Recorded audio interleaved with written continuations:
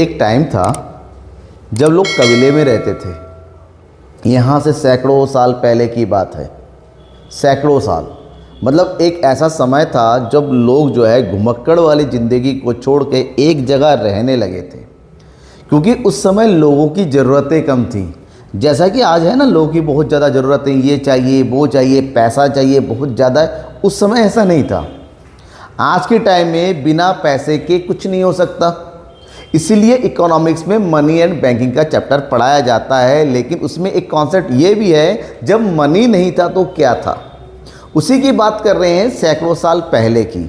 उस समय मनी नहीं था, लोगों की ज़रूरतें कम थी, लोगों के पास इतनी सारी टेक्नोलॉजी नहीं थी, उनके पास इतनी जानकारी नहीं थी। अभी वो अपनी जंगलीपना छोड़ के इंसानों की तरह रहने लगे थे। बस्ती से जब बहुत सारे लोग रहते तो उनकी ज़रूरतें इतनी कम थी कि एक दूसरे की हेल्प से उनकी ज़रूरतें पूरी होती थी। जब वो गांव में रहते थे, कोई घड़े बनाने लगा, कोई कपड़े बुनने लगा, कोई जो है खेती करने लगा, कोई दाढ़ी बनाने लगा, कोई अलग अलग काम करने लगे। सारे लोग एक दूसरे की हेल्प से अपना गुजारा कर लेते थे। ज़रूरी नहीं है आज के टाइम में मोबाइल से ये चाहिए वो, ऐसा कुछ था ही नहीं। तब वहाँ क्या करते थे ना, लोग एक दूसरे के साथ अपनी सामान को एक्सचेंज करते थे। Commodity to commodity direct exchange करते थे। एक से सामान लेते थे, दूसरे को दे देते थे। जिसकी जैसी ज़रूरत थी उससे उस आदमी से वैसा वैसा वो कन्वर्ट कर लेता था। तो उस समय की उस एक्टिविटी को, उस सिस्टम को जब डायरेक्टली गुड्स और गुड्स को आपस में एक्सचेंज किया जाता था, उसको बोलते हैं barter system. That is exchange of goods and services directly, that is known as barter system. तो आज की इस क्लास में हम उसी बार्टर सिस्टम के बारे में पढ़ने वाले हैं। क्या है बार्टर सिस्टम और ऐसी कौन सी चीज़ें थी जो बार्टर सिस्टम आज के टाइम में अवेलेबल नहीं है, या फिर बहुत ही कम माइनर चीज़ में मॉडिफाइड वर्जन में यूज़ होता है। क्या रीज़न है इसके पीछे, what are the drawbacks of barter system, इन सब चीज़ों के बारे में बात करेंगे। ये है हमारा chapter number 3 money and banking, जिसका बहुत ही इंपॉर्टेंट टॉपिक है बार्टर सिस्टम, यानी कि मनी एंड बैंकिंग का ये है हमारा लेक्चर नंबर 1। लेक्चर नंबर 1 है ये, राइट, जहां पर हमें पढ़ना है वाटर सिस्टम के बारे में। वाटर सिस्टम क्या है थोड़ा सा जान लीजिए। वाटर सिस्टम एक ऐसा सिस्टम होता है जहां पर डायरेक्टली गुड्स एंड सर्विस का आपस में एक्सचेंज किया जाता है। देखिए यहां पर 2 बंदे हैं, ठीक है। एक बंदा इसको मछली दे रहा है, बदले में ये कुछ थैले में भर के दे रहा है। इन दोनों की ज़रूरतें एक दूसरे से जरूरी, मतलब बार्टर सिस्टम में 2 लोगों का होना ज़रूरी है और दोनों के पास कमोडिटी का होना ज़रूरी है। और सबसे इंपॉर्टेंट चीज़, दोनों के पास ऐसी कमोडिटी हो जो एक दूसरे के लिए ज़रूरत में हो, दोनों ही एक्सचेंज करना चाहती हो। यहाँ पर देखिए ये इसको फल दे रही है, बदले में यहाँ से यहाँ पर जो है दूसरा फल आ रहा है। मतलब इसको एप्पल चाहिए, इसको बनाना चाहिए, एक्सचेंज कर ले रहे भाई, तू ये ले तू ये ले। This is known as barter system. अब इसी की चीज़ को हम अगर मीनिंग की बात करेंगे तो वाटर सिस्टम है क्या। Water system refers to exchange of goods and services with 2 and more parties without use of money. मतलब जब हमारे पास मनी नहीं है, पैसा नहीं है, उस केस में एक टाइम था जब कोरोना में हम सब लोग घर में बंद हो गए थे, इनकम नहीं आ रहा था। तो गांव के लोग, बेसिकली मैं भी उस टाइम गांव में ही था, तो गांव के लोग जो जब पैसे ख़त्म हो गए थे उनके पास अनाज था, वो अपने अनाज को लेके जाते थे दुकान में देते थे, दुकानदार उसके बदले में सामान देते थे। That is a modified version. क्यों? क्योंकि उसमें जो अनाज हम लेके जाते थे उसको पहले वो तोलते हैं, उसको फिर पैसे की वैल्यू में कन्वर्ट करते हैं, फिर उस पैसों के बराबर का सामान देते थे। लेकिन पुराने समय में ऐसा नहीं था, वहाँ पर सामान जाता था और बदले में दूसरा सामान आता था। बीच में कोई मीडिएटर नहीं था कि पैसों में बदल दिया गया, ऐसा कुछ नहीं था। यहाँ पर डायरेक्टली एक्सचेंज होता था, ठीक है। तो दैट इज़ एक ऐसा ओल्डेस्ट फॉर्म है। ये ओल्डेस्ट फॉर्म है क्योंकि ये बहुत ही ज़्यादा पुराने समय से, जब इंसानों का कल्चर शुरू हो गया, इंसानों की सभ्यता शुरू हुई, उसी समय से याद आ। तो all the trade practice were carried out according to be water system of exchange. वहाँ पर सारे के सारे ट्रेड सिस्टम होते थे, चाहे बड़े की बात करते हैं, छोटे की बात करते हैं, घर की, बाजार में, हर एक चीज़ जो है वाटर सिस्टम में हुआ करता था। And people use to exchange goods and services with other to satisfy their wants. जिसकी जिसकी ज़रूरत थी वो उसी व्यक्ति के पास जाता था, जिस व्यक्ति के पास आपकी ज़रूरत का सामान हो और उसकी ज़रूरत का सामान आपके पास हो, तो वहाँ बार्टर सिस्टम होता था। और बार्टर सिस्टम को हम दूसरी लैंग्वेज में कह सकते हैं द एक्सचेंज ऑफ गुड्स और services from a party in return of goods and services. एक को आपने गुड्स एंड सर्विस दिया, बदले में अब आपने गुड्स एंड सर्विस ले लिया। जैसे आप नाई की दुकान में बाल कटाने के, भैया बाल काट दे दिया। अब उसको क्या चाहिए, आपने चावल दे दिया या धान दे दिया। हम क्या करते हैं, आज बाल कटवाने के बदले पैसा करके आते हैं, मोबाइल उठाया, स्कैन किया, पेमेंट खत्म हो गया ना। लेकिन ऐसा उस समय सर्विस के बदले में कोई दूसरी सर्विस, सर्विस के बदले में कोई कमोडिटी या कमोडिटी के बदले कोई सर्विस, इस तरह से चीज़ें होता था। और जब डायरेक्टली कमोडिटी को कमोडिटी के साथ एक्सचेंज किया जाता है तो उसको बोला जाता है सीसी इकोनॉमी। क्या बोला जाता है, CC economy. And C for commodity and also C for commodity, मतलब कमोडिटी जाता है और कमोडिटी आता है। ठीक है, ये है बार्टर सिस्टम, डायरेक्टली एक्सचेंज। मतलब ये है एक हाथ में आपने सामान रखा, भैया ये ले और मुझे अपना सामान दे दे। एक हाथ से गया, एक हाथ से आया, that is barter system.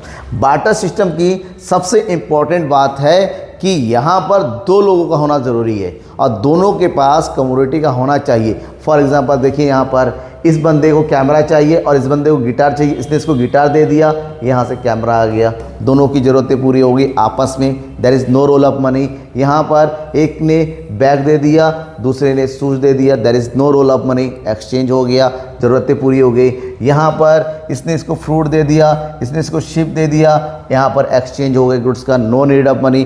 This system is known as barter system.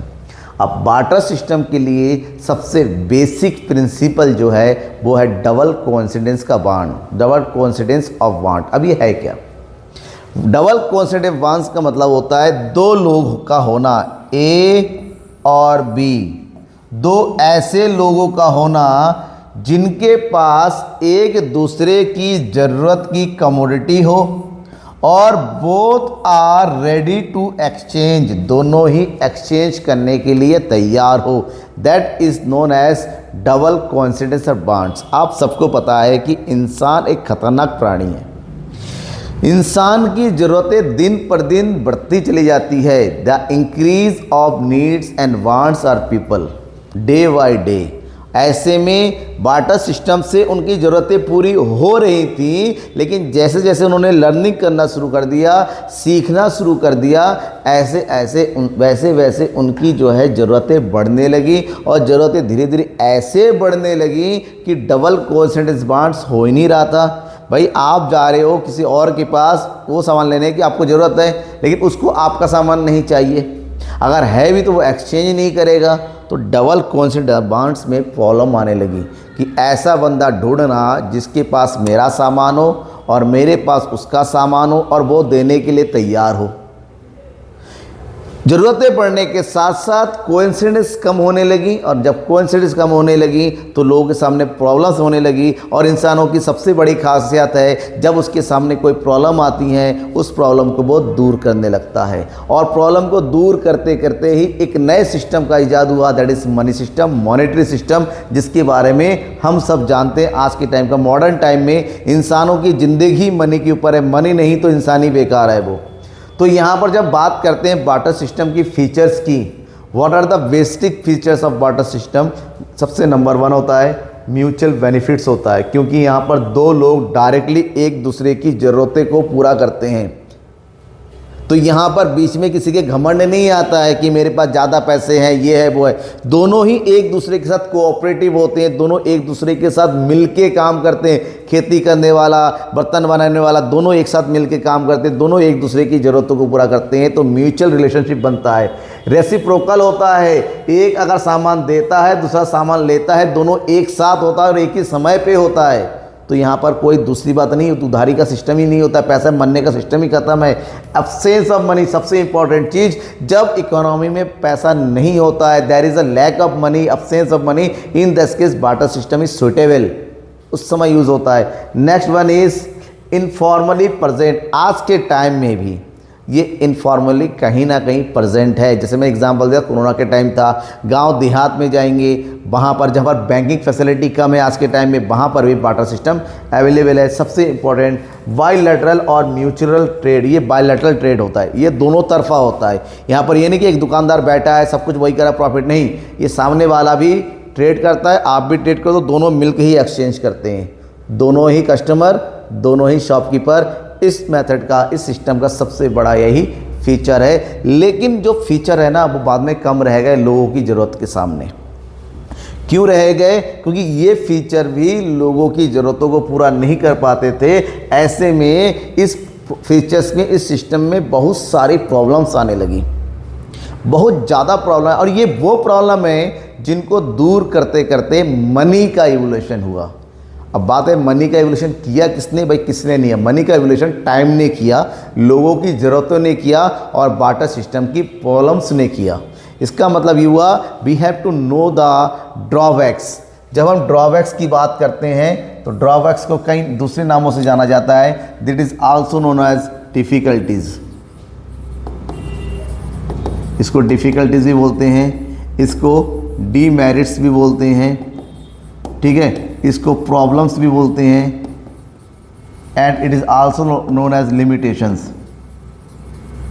किसी भी तरीके से आपसे पूछा जाए तो आपको बताना होगा what are the drawbacks of water system, what are the difficulties of water system, what are the demerits of water system, what are the limitations of water system. कोई भी बोल दे, आपको एक ही चीज़ बताना है। जब इसके ड्रॉबैक्स की बात करते हैं, सबसे पहला प्रॉब्लम था लैक ऑफ डबल कोइंसिडेंस बांग। क्योंकि मैंने अभी कहा लोगों की ज़रूरतें बढ़ने लगी थी, तो ज़रूरत का सामान एक दूसरे से पूरा हो पाए ऐसा कोई बंदा नहीं मिल पाता था। दूसरा lack of common measure of value. भाई एक्सचेंज तो करोगे, किस बेस पे करोगे, किसको कितना सामान के बदले में आपको कितना सामान मिलेगा, एक ऐसा मेजरमेंट नहीं हो पा रहा था। अगर बनाया भी जाता था दूसरे एरिया में और तीसरे एरिया में और हर एक जगह अलग अलग होता था, ऐसे में प्रॉब्लम आने लगी। नेक्स्ट है lack of standard deferred of payment. Standard deferred of payment का मतलब होता है that is trade on the base of credit. उधार लेन देन नहीं हो पाता था कि यहाँ पर सामान पहले दिया फिर लिया जाता था, डायरेक्ट एक्सचेंज होता था। Next lack of store of value. लोग अपनी हर एक इनकम को फ्यूचर के लिए बचा के रखना चाहते हैं, लेकिन उस समय कमोडिटी को कब तक बचा के रखोगे? जब आप कमोडिटी बचा के रखोगे तब तक वो खराब दूसरे के पास आ जाता था, प्रॉब्लम हो जाती थी। नेक्स्ट है लैक ऑफ डिविजिबिलिटी। सब बहुत इंपॉर्टेंट है, हम जो है कमोडिटी को डिवाइड नहीं कर सकते थे, क्लासिफिकेशन में प्रॉब्लम आती थी। इन सब चीज़ों को देखने के बाद बार्टर सिस्टम हमारे समय से धीरे धीरे हटता चला गया। अब इन्हीं चीज़ों को थोड़ा सा एक्सप्लेनेशन, क्योंकि एग्ज़ाम में सारे प्रॉब्लम एक साथ नहीं आता है। आपसे पूछा सकता है describe the problem of double coincidence bonds of water system. आपको डिस्क्राइब करना होगा, जैसा कि आपके सामने पूरा बोर्ड में डिस्क्रिप्शन मैंने दे रखा है, सेम टू सेम ऐसा ही नोट करेंगे, लिख देंगे, आपको ये नंबर 100% आपको मिलेंगे अगर ये आता है तो। Then is lack of double coincidence bond. जैसे कि मैंने कहा अभी, लोगों की ज़रूरतें बढ़ती चली गई, they are not able to fulfil the wants of each other. तो उस केस में यहाँ पर कोइंसिडेंस क्या होता है? अब water system is possible only when a suitable of double coincidence of one. तभी हो सकता है when both parties are ready to exchange of goods and services. For example A can exchange goods with B only अब A F goods needed. मतलब ए तभी goods exchange कर सकता है जब बी के पास वो सामान और बी भी एक्सचेंज करना चाहते हो, और इस चीज़ की प्रॉब्लम होने लगी क्योंकि डबल कोइंसिडेंस बनता ही नहीं था, बहुत problem. Next is lack of common measure of value. मान लीजिए किसी भी तरीके से आपने वो बंदा ढूंढ लिया जिससे एक्सचेंज करना है, कैसे करोगे? फॉर एग्जांपल आपके पास क्या है? आपके पास वीट है, ठीक है, और आपको क्या चाहिए? क्लॉथ चाहिए। तो मान लो आपको बी बंदा मिल गया जिसके पास क्लॉथ है, उसको बीट चाहिए, तो बीट कितना दोगे बदले में, वो कितना क्लॉथ देगा? कोई कॉमन मेज़र नहीं था मेज़रमेंट का। ये प्रॉब्लम आने लगी कि कॉमन मेज़र होना चाहिए, वैल्यू सबकी होनी चाहिए, उस वैल्यू के अंदर कितनी वैल्यू दिया जाए ये होना चाहिए। यहाँ पर लोगों के सामने रेशियो का, एक प्रोपोर्शन की प्रॉब्लम आने लगी। दैट इज़ बहुत बड़ी प्रॉब्लम थी। Next one is lack of standard deferred of payment. हर वक्त आपके पास कमोडिटी होगा ये पॉसिबल नहीं है। जैसे आज के टाइम में हर वक्त हमारे पास पैसे होंगे पॉसिबल नहीं है। आज के टाइम दुकान में जाते उधार सामान खरीद के लेते अपनी ज़रूरतें पूरा कर लेते हैं, जब पैसा आता है पेमेंट कर देते हैं। लेकिन पुराने समय में ऐसा पॉसिबल नहीं था। जैसे कोई किसान है, भाई धान के मौसम में, राइस के मौसम में ही राइस होगा, बीट के मौसम में, क्योंकि ऐसे कोई टेक्नोलॉजी नहीं था, आज के टाइम ऐसे कोई बर्तन नहीं थे कि बचा के रखा जाए, सालों साल चलता रहे, गोडाउन में भर के रखें। तो यहाँ पर अगर आपके पास कमोडिटी नहीं है लेकिन आपकी अपनी ज़रूरत पूरा करनी है, तो सामने वाले को जाओगे कि भाई आप दे दो, बाद में जब मेरे पास आएगा मैं आपका सामान दे दूंगा। वो कहता तब तक मेरे पास भी होगा, मैं नहीं दूंगा। तो डिफर्ड सिस्टम नहीं हो पाता था, उधार लेन देन नहीं हो पाता था। ये बहुत बड़ी प्रॉब्लम है, क्योंकि जिसके पास सामान अगर अवेलेबल नहीं है तो उसकी ज़रूरतें भी पूरी नहीं हो पाएंगी, क्योंकि जब दे नहीं पा रहा है तो कुछ ले नहीं पाएगा। ये प्रॉब्लम आ गई। Next one is lack of store of value. Store of value, every human, every person want to store their purchasing power for the future. हर कोई अपने फ्यूचर को मजबूत करना चाहता है, उसके लिए वो चाहेगा कि उसकी इनकम का एक पार्ट वो बचा कर रखे किसी भी तरीके से।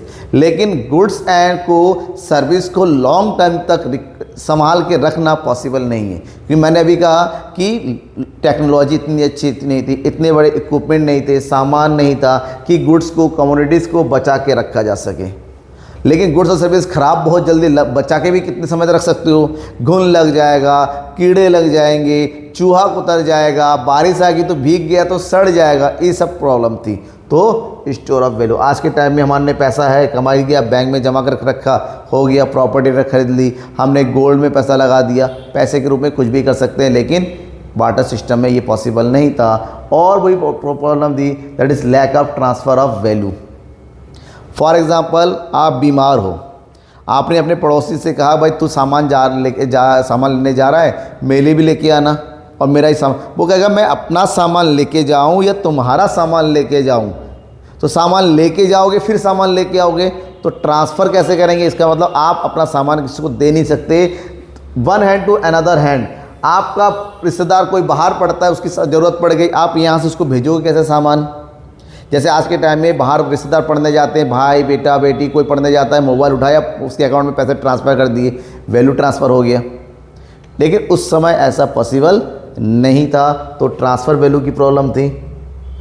समझ में आ गया? तो ये सारी प्रॉब्लम को देखते हुए, इस सारी प्रॉब्लम को देखते हुए लोगों ने अपनी इस प्रॉब्लम को छुटकारा पाने का, इस प्रॉब्लम को सॉल्व करने का डिसीजन लिया, और धीरे धीरे धीरे धीरे करते करते आज के टाइम में मनी का एक मॉडर्न फॉर्म हमारे सामने है। और ये कैसे है वो नेक्स्ट चैप्टर में हम बात करेंगे, नेक्स्ट लेक्चर में बात करेंगे। उससे पहले अगर आपने सब्सक्राइब नहीं किया बेटा, तो द इकोनॉमिक्स गुरु को अभी सब्सक्राइब करो, क्योंकि आपको कंप्लीट कोर्स इसी तरीके से वेल एक्सप्लेनेशन वे में मिलने वाला है। बिना बकवास के, बिना टाइम पास करते हुए आपको पॉइंट टू पॉइंट एक्सप्लेन करना मिलेगा मेरे चैनल पे। और अगर आप सोशल मीडिया यूज़ करते हो, फेसबुक में नकुल ढाली एंड इंस्टाग्राम में ढाली सर को फॉलो कर दीजिएगा। शेयर करना बिल्कुल मत भूलिएगा। Thank you and bye.